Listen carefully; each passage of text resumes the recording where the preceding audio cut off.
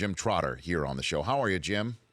I'm great, Rich. How you doing? I'm doing better for talking to you. I appreciate you calling in. How is this new 6-point policy sitting with NFL players, best you can tell so far?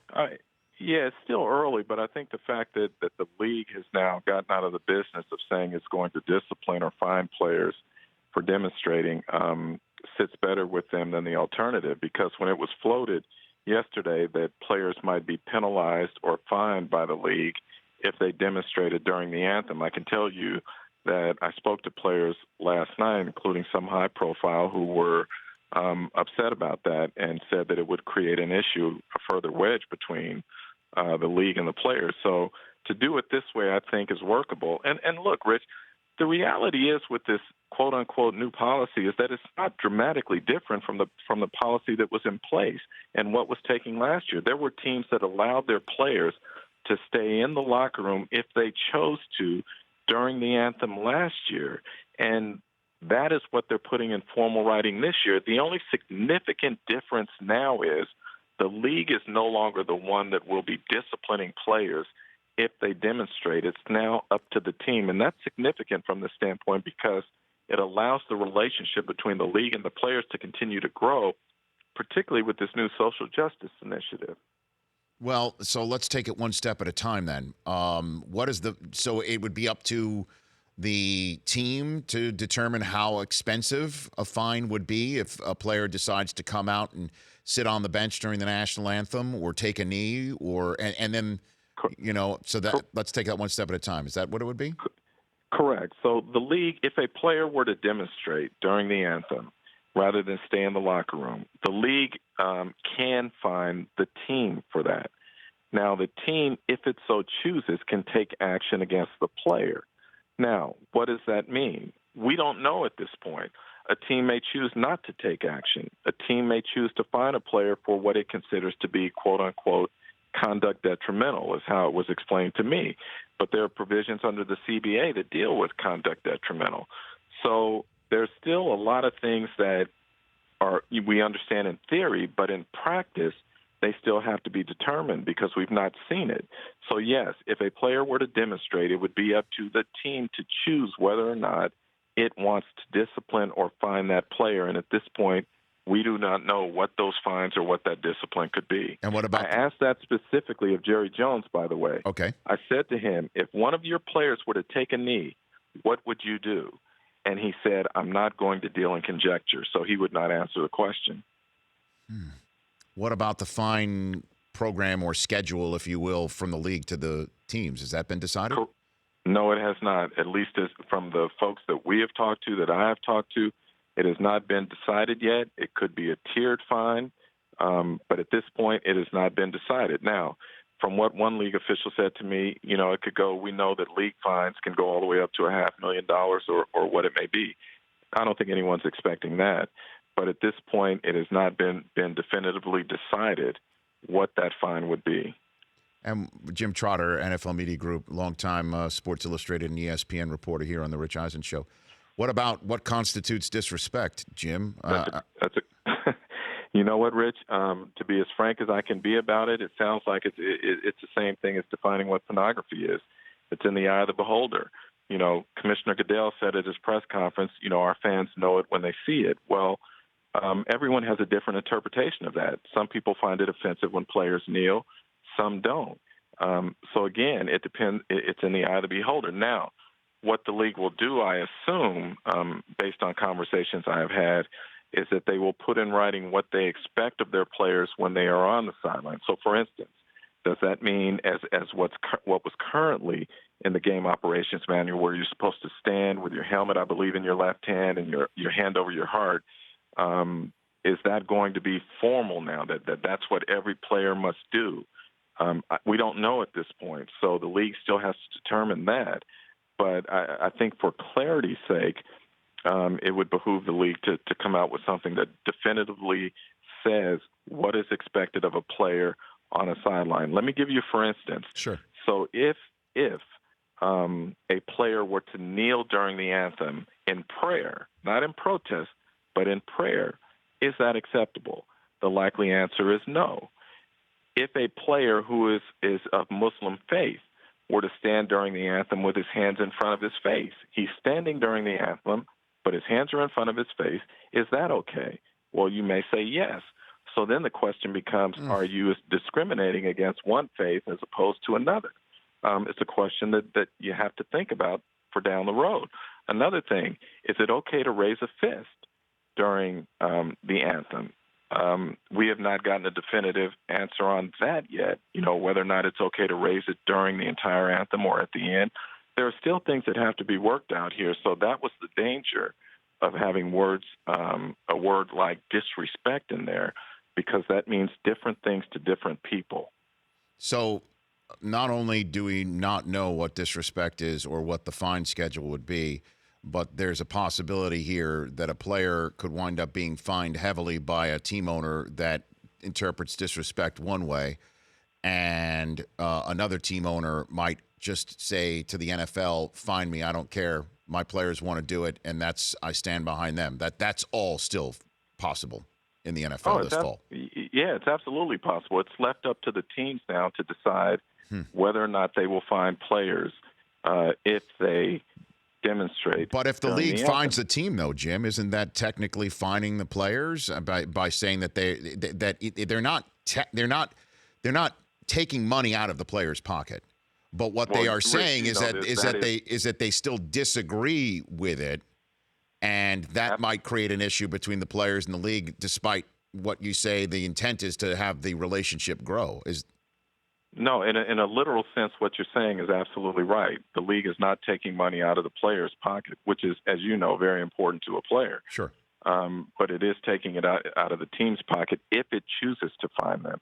That's the other thing. It says they can fine a team. Will they fine a team?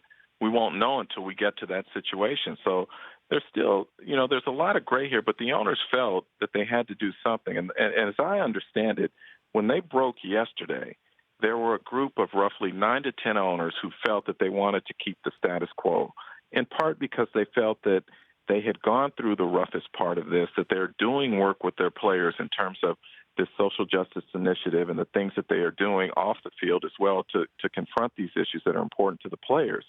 And so they felt, why do we want to now reignite this when we're only talking about a handful of players who are actually demonstrating?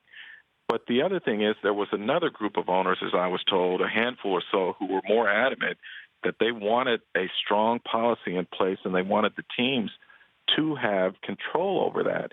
And then the rest of the owners, I was told, wanted some sort of change but didn't quite know what. And so when you look at the sheer numbers, what it was saying is that you had roughly 22 or so owners, and again, I'm using rough numbers, but you had roughly 22 owners who were saying we want some sort of change. And so then it became, for that to happen, the league had to figure out a way, what could we come up with that would be palatable to the owners who were saying no change, that I don't want to have to go back to my players who I have told that I support you in what you're doing, but now we're changing this and we're going to discipline you if you demonstrate.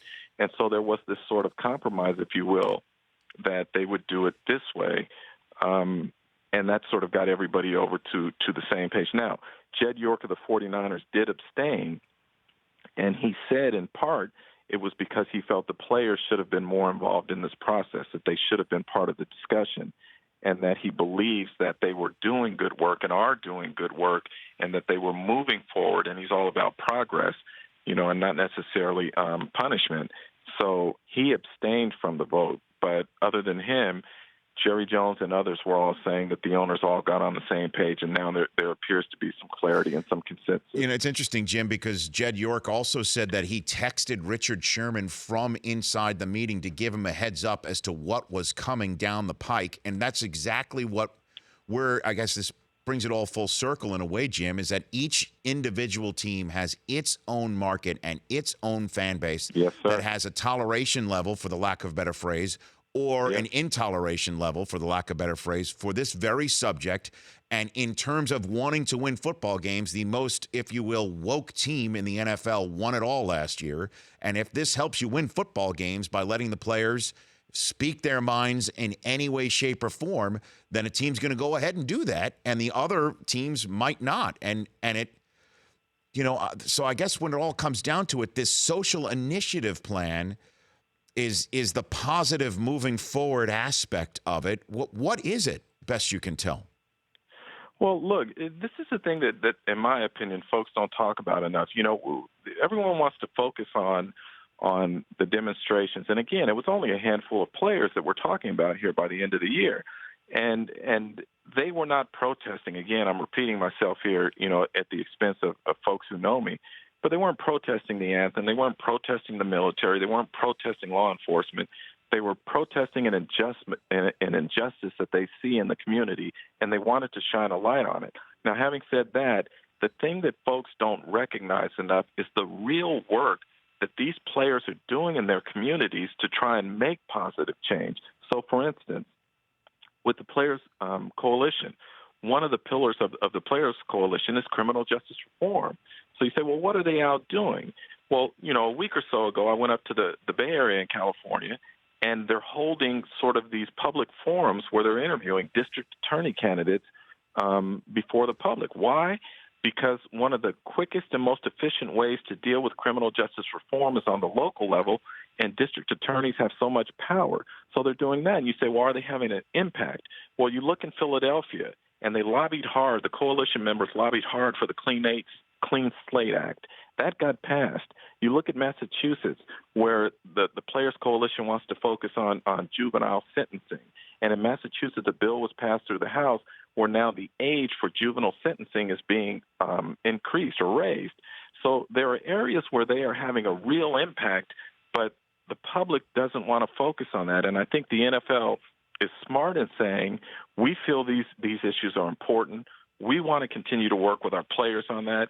We want to show them that we're doing the right thing, that we do support them, not only in money, but you have owners who have been out, doing these things. Some of the more progressive owners in this, when you talk about it, you talk about a Jed York. You talk about a Michael Bidwell who's been really supportive, Arthur Blank, Shad Khan, Stephen Ross, Jeffrey Lurie. You can go down the list who these guys say these issues that these players are fighting for are very important to us, and we do support them on this. We also understand that there's a business element to this in terms of how some fans feel, and we also want to be respectful of that.